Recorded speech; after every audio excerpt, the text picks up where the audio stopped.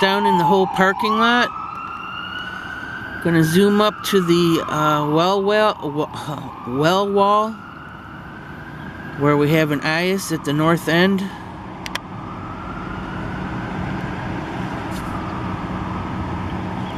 The first brave one to venture out that far.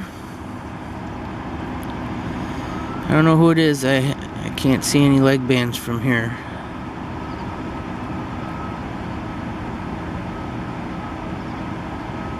So we're moving right along with our development here.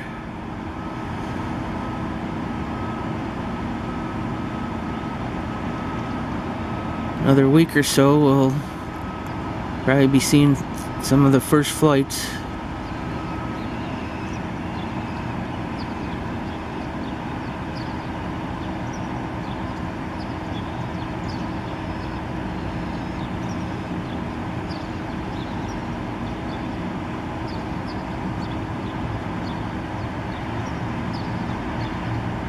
Little wing stretch there.